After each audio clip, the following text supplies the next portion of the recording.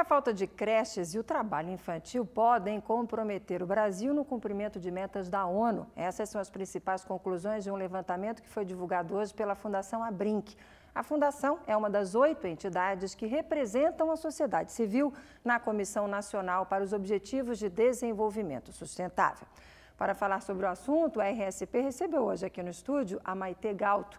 Ela é líder de políticas públicas da Fundação Abrinq. Tudo isso começou lá em 2000 com a discussão dos Objetivos de Desenvolvimento do Milênio, que eram 8 metas específicas para os países em desenvolvimento e nos quais o Brasil teve um desempenho bastante excepcional. Das 8 metas, nós cumprimos 7 delas. A gente só não cumpriu a meta de mortalidade materna, que a gente não conseguiu atingir a redução, mas nos demais, de redução da pobreza, de universalização do ensino fundamental e nas demais metas, o desempenho do Brasil é, inclusive, referência nacional. Mortalidade infantil, que mortalidade infantil entra infantil aí, né? Também é um dos objetivos e que o Brasil cumpriu a meta já, o prazo era 2015, já em 2011 essa meta já tinha sido cumprida. Mas aí em 2015 vocês reavaliaram essa questão de todos os desafios e aí a educação entrou para nova meta para 2030. E aí que vocês fizeram esse raio-x agora da educação. A partir de 2015, a ONU reestabeleceu um novo acordo para que se continuasse esses progressos e que envolvesse todos os países do mundo. Agora não só para os países em desenvolvimento, e agora antes eram 8 e agora são 17 objetivos com 169 metas, algo bem mais desafiador e ambicioso, mas também transformador para o mundo. Bom, e aí vocês perceberam que a falta de creche e o trabalho infantil podem comprometer a nossa meta. Como é que a gente pode mudar essa situação? A partir desse marco zero, o que vocês podem fazer? A partir desse marco zero, a gente entende que a meta do PNE é que até 2024, 50% das crianças até 3 anos estejam matriculadas em creche. Isso é fundamental porque a educação infantil é um passo importantíssimo no desenvolvimento da primeira infância. É ali onde a gente estabelece grandes bases do desenvolvimento dessas crianças. E nós temos muitas desigualdades no acesso à creche. As populações mais pobres estão mais vulneráveis e com menos acesso, e as populações mais favorecidas muitas vezes têm o acesso garantido porque conseguem pagar uma escola privada.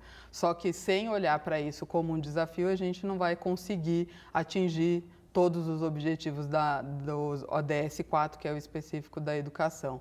E para o trabalho infantil também, a gente sabe que muitas das crianças e adolescentes que trabalham acabam ou abandonando a escola por conta do trabalho, ou têm um desempenho escolar baixo e têm dificuldades de aprendizagem pelo cansaço, pela jornada dupla, que nós adultos também vivemos isso na nossa vida. Imagina isso para crianças de 5 a 9 anos, por exemplo, muitas vezes em atividades agrícolas. O que você pode destacar para a gente que vocês perceberam em todas as regiões do Brasil? Em todas as regiões do Brasil, uma análise geral dos indicadores, a gente vê que persiste a desigualdade, por exemplo, entre Norte e Nordeste e o resto do país. Isso são questões que nós, como brasileiros e como sociedade, vamos precisar enfrentar agora, nos próximos 13 anos até 2030.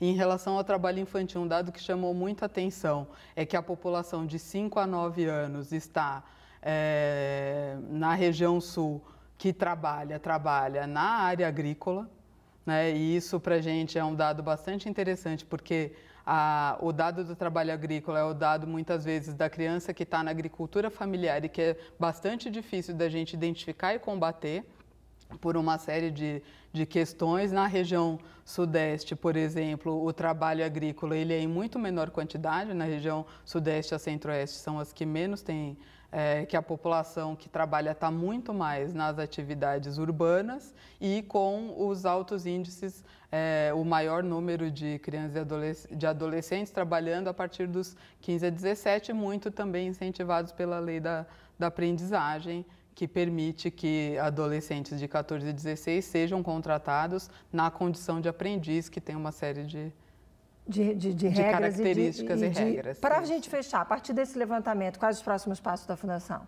Os próximos passos a Fundação ela é uma das organizações que representa a sociedade civil na Comissão Nacional dos ODS e lá nessa comissão nós fazemos o trabalho de articulação para que o desenho da política nacional seja orientado para enfrentar esses desafios e também para mobilizar o governo federal a ter uma estratégia forte e potente para a implementação subnacional dos objetivos nos estados e municípios para que a gente possa, de fato, reduzir as desigualdades que são a característica do nosso país. Algum número em São Paulo que merece destaque? Acho que vários números em São Paulo merecem destaque e na matrícula de creche, o estado de São Paulo já superou a meta do PNE, que é de 50%, mas se a gente olha o dado mais desagregado, a gente entende que tem muita influência da escola privada, das matrículas em escola privada. E a gente vai olhar que a população mais vulnerável continua fora da escola. Então, esse olhar da média, ele precisa ser mais qualificado.